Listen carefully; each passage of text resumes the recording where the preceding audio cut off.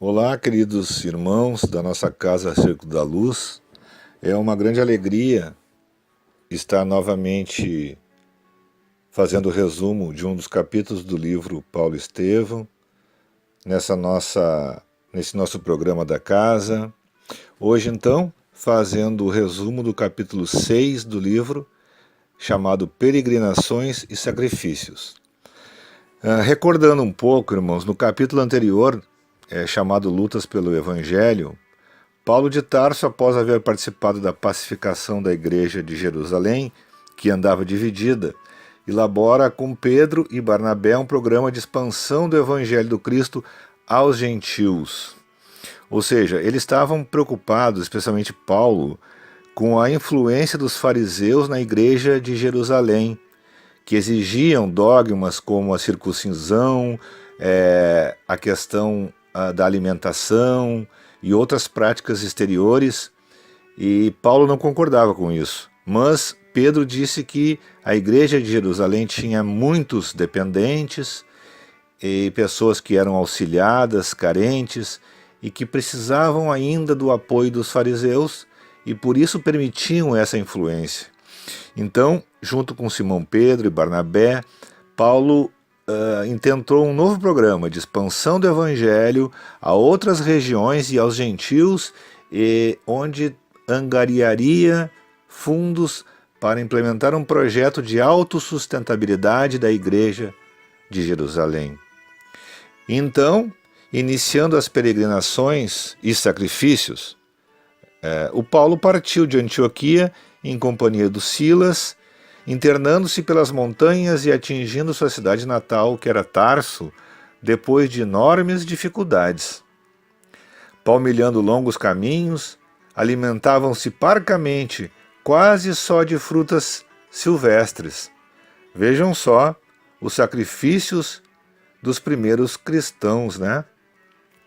Antes de atingir Tarso, pregaram a boa nova no curso da viagem aos soldados, escravos e caravaneiros. Ou seja, Paulo de Tarso, o apóstolo, o 13º discípulo do Cristo, assim chamado, não esquecia nunca a sua grande tarefa de divulgação da boa nova do Cristo.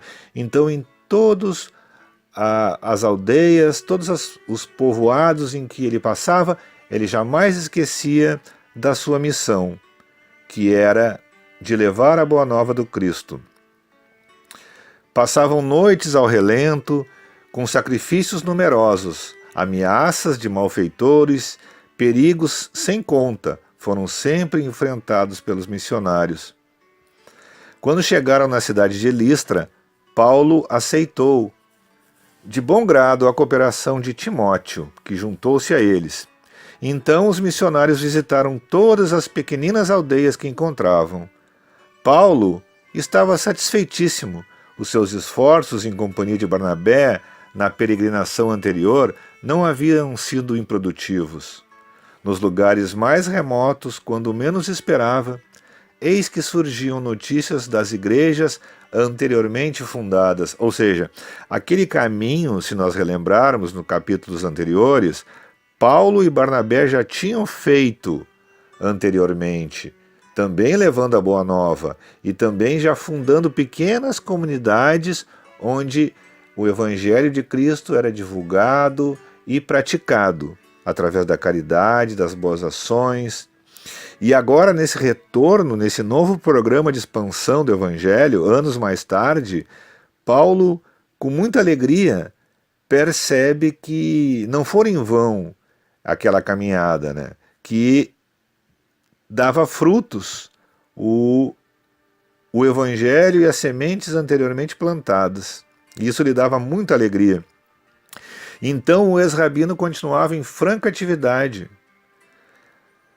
pensando em difundir o Evangelho para os lados do continente da Ásia, quando numa noite, após as preces habituais, Paulo ouviu uma voz que lhe dizia com amoroso acento: Paulo, sigamos adiante, levamos a luz do céu a outras sombras.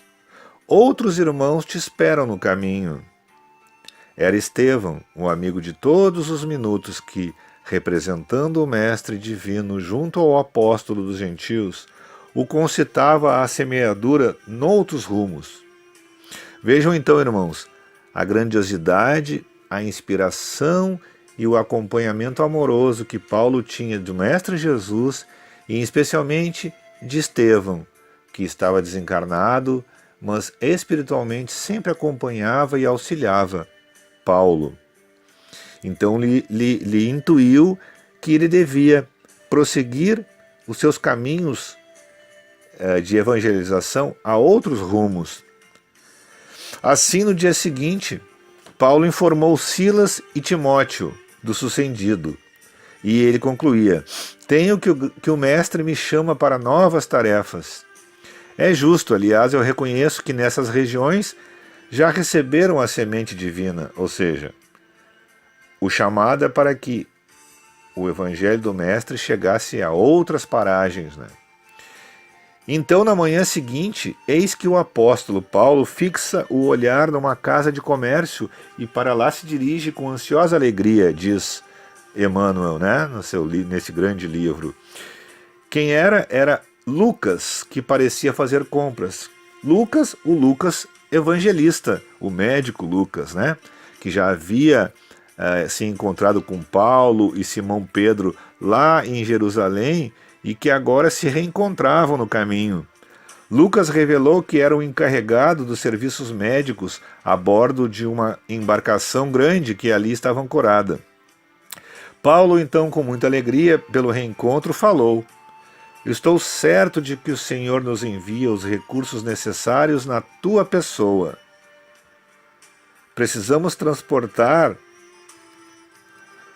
a Macedônia, mas estamos sem dinheiro. Olha a sinceridade do Paulo, né? E aí o Lucas disse: quanto a isso, não te preocupes.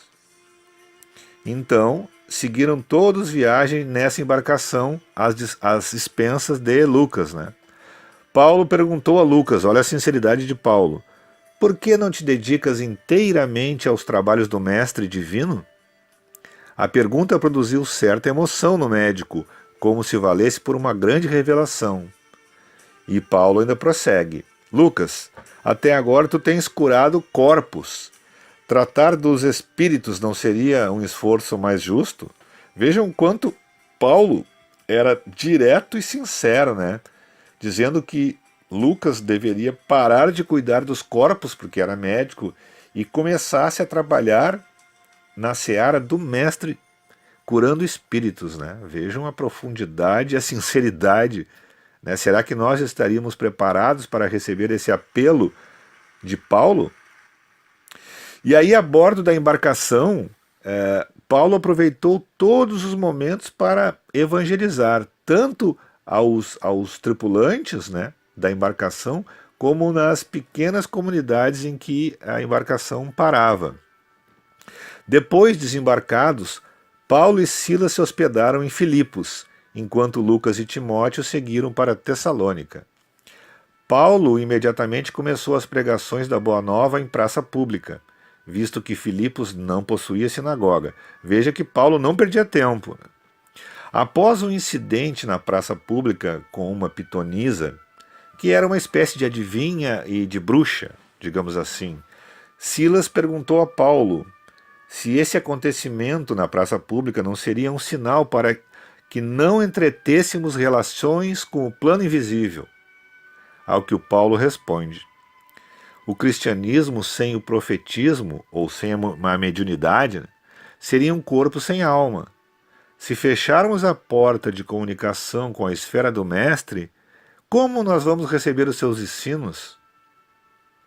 Já pensaste no Cristo sem a ressurreição e sem o intercâmbio com seus discípulos após o seu desencarne? Ninguém poderá fechar as portas que nos comunicam com o céu. Então Paulo tinha isso bem presente, né? Que a comunicação com o mundo superior, com o mundo invisível, nos é essencial e ninguém pode fechar essa porta em todos os períodos da humanidade. Dali a 3 dias, Paulo e Silas foram surpreendidos lá em Filipos, né, em plena praça pública, com um ataque da população. e foram presos a troncos pesadíssimos e flagelados, sem compaixão. Sob os gritos da massa ignorante, submeteram-se com humildade ao suplício. Após a intervenção das autoridades, eles foram então conduzidos à prisão. Veja como não era fácil a vida dos nossos queridos primeiros cristãos, né? Que eles foram conduzidos à prisão lá em Filipos. Só que na prisão aconteceu algo, porque Paulo e Silas, embora muito machucados, começaram a orar fervorosamente na companhia de outros prisioneiros, né? O que acontece é que, de repente, as portas das outras celas começaram a se abrir como por um milagre, né? Uma intervenção divina. E o Paulo compreendeu aquilo tudo. E os outros prisioneiros, embora livres, não fugiram da prisão. Ficaram ali, arrebatados pelo discurso que Paulo fazia, evangelizando os corações em nome do Mestre Jesus, né? Falando aos pobres, aos desvalidos, como mandou Jesus, e aos presos. E esse acontecimento foi tão importante que, embora as portas das prisões estivessem abertas, das celas, nenhum prisioneiro fugiu. Só que Paulo e Silas tiveram que sair da cidade. Depois de encontrar incontáveis atritos com os judeus em Tessalônica, o ex-rabino resolveu transferir-se para Bereia. Novos labores, novas dedicações e novos martírios. Os trabalhos missionários, iniciados sempre em muita paz, continuavam debaixo de lutas extremas. Então vejam o que sofreram em nome do Cristo, em nome da Boa Nova, os primeiros cristãos, né? E se poderia pensar que hoje nós, espíritas e cristãos, temos tanta facilidade de levarmos a palavra do Mestre, de estudarmos e de praticarmos, sem essa necessidade de nos martirizarmos. Os judeus rigorosos da Tessalônica não faltaram em Bereia, que foi outra cidade. A cidade movimentou-se contra os discípulos do Evangelho. Os ânimos exaltaram-se. Lucas, Timóteo e Silas foram obrigados a afastar-se, perambulando pelas aldeias vizinhas. E Paulo foi novamente preso e açoitado. Nesse ponto da viagem, então, Paulo resolveu colocar em prática um antigo sonho, né, que era visitar Atenas e levar o Evangelho do Cristo à Grécia. É um país que ele sempre sonhou em conhecer. Paulo então ingressou em Atenas com grande emoção e, cheio de alegria e entusiasmo, logo resolveu pregar na praça pública. Novamente, Paulo, sem perder tempo, né? Embora maravilhado com as belezas da cidade de Atenas e da beleza da cultura helênica, né? Da Grécia, ele foi tentar achar que lá levar a mensagem do Cristo, porque lá iria ser bem recebida. Só que seu esforço, no entanto, foi seguido de um penoso insucesso. Inúmeras pessoas se aproximaram-se num primeiro momento, mas quando lhe ouviram as referências a Jesus e à ressurreição, grande parte dos assistentes rompeu em gargalhadas de irritante ironia. Será esse filósofo um novo Deus? Perguntavam, né? O outro respondia: ele está muito desajeitado para tanto. Onde já se viu um Deus assim? Indagava ainda outro, né? Vê como lhe tremem as mãos, parece doente e enfraquecido, a barba é selvagem, está cheio de cicatrizes. É um louco, exclamava um ancião com vastas presunções de sabedoria. Não percamos tempo com esse velho. Então vejam que, na verdade, Paulo teve uma grande decepção em Atenas, né? E de certa forma, esses atenienses, eles nos revelavam como estava o Paulo, né? Que estava enfraquecido, que estava com a barba grande, que estava com mãos trêmulas. E Paulo então experimentou um grande frio no coração. O apóstolo dos gentios despediu-se com serenidade, mas tão logo ele se viu a sós, chorou copiosamente. Vejam a dor de Paulo, né? A que atribuir o doloroso insucesso, pensava ele. Quando não chorava refletindo na própria dor, chorava pelo Mestre Jesus, julgando que ele, Paulo, não havia correspondido à expectativa do Salvador. Quer dizer, Paulo ficou muito desapontado com os gregos, né? E aí então, para finalizar o capítulo, irmãos, Paulo compreendeu por que o Mestre Jesus preferia a Galiléia e os seus cooperadores humildes, porque o Mestre Jesus havia dito: levareis a mensagem das verdades aos ricos e poderosos que a desprezarão, mas então levai a mensagem aos pobres e humildes, que acolherão a mensagem da Boa Nova no seu coração. Essa foi mais uma lição do grandioso discípulo Paulo de Tarso. E assim então encerra o capítulo, seguindo o próximo capítulo, que se chama As Epístolas de Paulo. Muito obrigado, um abraço, muita paz e muita luz a todos.